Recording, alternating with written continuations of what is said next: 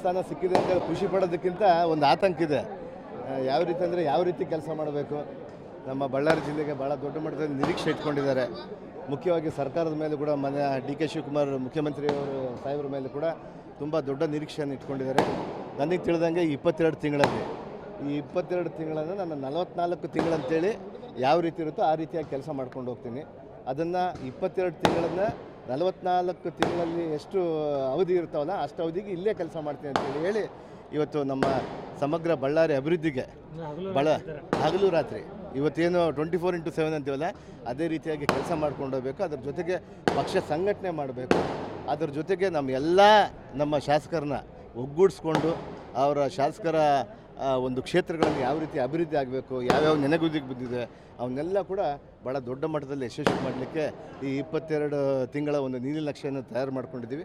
ಅದರಲ್ಲಿ ಮುಖ್ಯವಾಗಿ ನಮ್ಮ ನಾಸಿರ್ ಹುಸೇನ್ ಅವರು ರಾಜ್ಯಸಭಾ ಸದಸ್ಯರು, ಅವರು CWC ಮೆಂಬರು, ನಮ್ಮ ತುಕಾರಾಮ್ ಸಾಹೇಬರು MP ಅವರು, ಮತ್ತು ನಮ್ಮ ಭರತ್ ರೆಡ್ಡಿ ಅವರು, ಗಣೇಶ್ ಅವರು, ನಮ್ಮ ಸಿರುಗುಪ್ಪ ಶಾಸಕರಾದಂಥ ನಮ್ಮ ನಾಗರಾಜ್ ಅವರು, ಅನ್ನಪೂರ್ಣ ತುಕಾರಾಮ್ ಅವರು, ಇವರೆಲ್ಲರೂ ಸೇರಿ ಒಗ್ಗಟ್ಟು ಸೇರಿ ನಮ್ಮ ಜಿಲ್ಲೆಯನ್ನು ಸಮಗ್ರ ಅಭಿವೃದ್ಧಿಯತ್ತ ನಾವು ತೆಗೆದುಕೊಂಡು ಭಾಳ ದೊಡ್ಡ ಜವಾಬ್ದಾರಿ ಇದೆ ಸರ್. ಈಗ ಯಾಕಂದರೆ ಬಳ್ಳಾರಿಯಲ್ಲಿ ಸಂಪೂರ್ಣವಾಗಿ ಬರ ಬಿದ್ದಿದೆ, ಮಳೆ ಇಲ್ಲ, ತುಂಗಭದ್ರಾ ಜಲಾಶಯ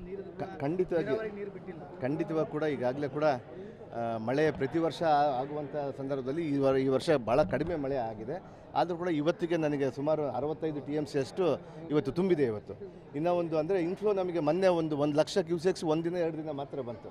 ಅದು ಒಂದು ವಾರ ಹರಿದಿದ್ರೆ ನಮಗೆ ಇಷ್ಟೊತ್ತಿಗೆ ಡ್ಯಾಮೇ ತುಂಬಿಡ್ತಾ ಇತ್ತು. ಆ ರೀತಿಯಾಗಿ ಇವತ್ತು 30,000ದಿಂದ 40,000ಕ್ಕೆ ಬಿದ್ದಿದೆ. ಇವತ್ತು ಬಹುಶಃ ಇಲ್ಲ, ಖಂಡಿತವಾಗಿ ಕೂಡ ಇವತ್ತು ಅಲ್ಲ, ನಮ್ಮದೇನೆಂದರೆ ನಮ್ಮದು ಎಕ್ಸ್ಪೆಕ್ಟೆಡ್ ಈಗ ನಾವು ಇನ್ನೂ ಮುಂದಿನ ದಿನಗಳಲ್ಲಿ ಒಂದು 10ರಿಂದ 15 ದಿನ ಒಳಗಡೆ, ಒಂದು 10 ದಿನ ಒಳಗಡೆ ಇನ್ನೊಂದು ಭಾಳ ದೊಡ್ಡ ಮಟ್ಟದಲ್ಲಿ ಒಂದು ಮಳೆಯಾಗುವಂಥ ಸಾಧ್ಯತೆ ಕಂಡು ಬರ್ತಾ ಇದೆ.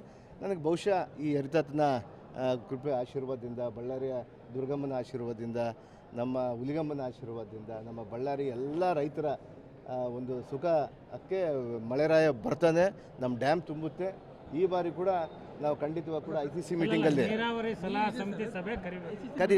ಕರಿತೀವಿ. ಈಗಾಗಲೇ ಕೂಡ ಮುಖ್ಯಮಂತ್ರಿ ಗಮನಕ್ಕೂ ಕೂಡ ಬಂದಿದೆ ಇವತ್ತು. ಯಾಕಂದರೆ ಇನ್ಚಾರ್ಜನ್ನು ಯಾರು ಮಾಡಬೇಕಂತೇಳಿ ನೋಡ್ತಾ ಇದ್ದಾರೆ ಕೊಪ್ಪಳದಿಂದ.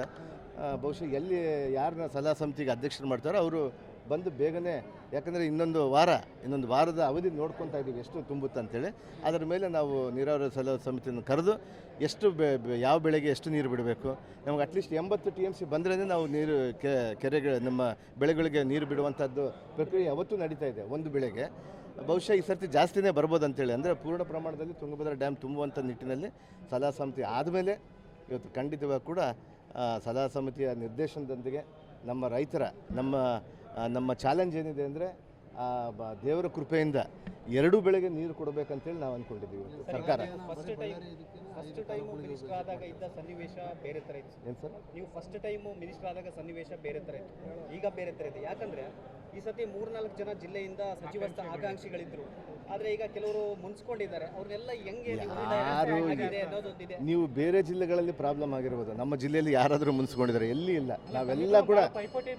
ನಾವು ಎಲ್ಲ ಕೂಡ ಅಣ್ಣ ತಮ್ಮಂದಿರ ರೀತಿಯಲ್ಲಿ ಇದ್ದೀವಿ. ನಾವು ಪ್ರಥಮವಾಗಿ ನನ್ನ ಫಸ್ಟ್ ಡೇಯಿಂದ ಕೂಡ ಮುಖ್ಯಮಂತ್ರಿ ಪ್ರಮಾಣ ವಚನ ಆದಮೇಲೆ ನಮ್ಮ 5 ಶಾಸಕರು ನಾವು ಸಮರ್ಥರಾಗಿದ್ದೀವಿ ಅಂತ ಹೇಳಿದ್ದೀವಿ. ಇವತ್ತು ನಂದು ಅದೇ ನಿಲುವಿದೆ. ಪ್ರತಿಯೊಬ್ಬರು ಸಮರ್ಥರಾಗಿದ್ದಾರೆ.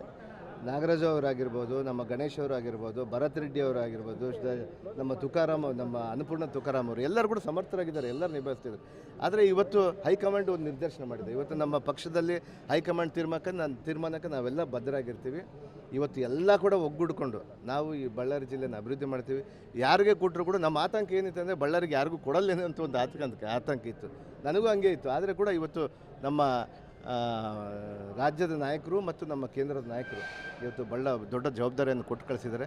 ಎಲ್ಲರೂ ಒಗ್ಗೂಡ್ಕೊಂಡು ನೀವು ಇವತ್ತು ಖಂಡಿತವಾಗಿ ಕೂಡ ನಾನು ಚಳಿಗುರಿಕೆ ದೇವಸ್ಥಾನದಲ್ಲಿ ಹೇಳ್ತಾ ಇದ್ದೀನಿ, ಎರಿತಾತನ ದೇವಸ್ಥಾನದಲ್ಲಿ ಇವತ್ತು ನಾನು ಹೇಳ್ತೀನಿ 2028ನೇ ಚುನಾವಣೆಯಲ್ಲಿ 5ಕ್ಕೆ5 ಯಾವ ರೀತಿ ನಾವು ಬಹುಮತದಿಂದ ಗೆದ್ದಿದ್ವುದೋ ಅದಕ್ಕಿಂತ ಒಂದು 10,000 ಜಾಸ್ತಿಯಲ್ಲಿ ಕೂಡ ಪ್ರತಿಯೊಬ್ಬ ಶಾಸಕರು ಕೂಡ ಗೆಲ್ತೀವಿ. ಮತ್ತು 2028ಕ್ಕೆ ಮಾನ್ಯ ಡಿ.ಕೆ. ಶಿವಕುಮಾರ್ ಅವರ ನೇತೃತ್ವದಲ್ಲಿ ಮತ್ತೊಮ್ಮೆ 2028ರಲ್ಲಿ ಕೂಡ ಮುಖ್ಯಮಂತ್ರಿ ಆಗ್ತಾರೆ ಅಂತ ಭಾವನೆ ಇದೆ. ಯಾವ ಖಾತೆ ಕೊಟ್ಟರು ಕೂಡ ನಾನು ಮಾಡ್ತೀನಿ. ಸರ್, ತಾವು ರಾಜೀನಾಮೆ ಕೊಟ್ಟ ನಂತರದಲ್ಲಿ ಒಂದು ರೀತಿಯಲ್ಲಿ ಬಳ್ಳಾರಿಯಲ್ಲಿ ಆಡಳಿತ ವ್ಯವಸ್ಥೆ ತುಕ್ಕಿಡಿದ ರೀತಿಯಲ್ಲಿ ಇತ್ತು ಸರ್. ಎಲ್ಲೂ ಕೂಡ ಅಧಿಕಾರಿಗಳು ಸರಿಯಾಗಿ ಕೆಲಸ ಮಾಡ್ತಿಲ್ಲ, ಇಲ್ಲ ಆ ರೀತಿ ಏನಿದ್ದಿಲ್ಲ.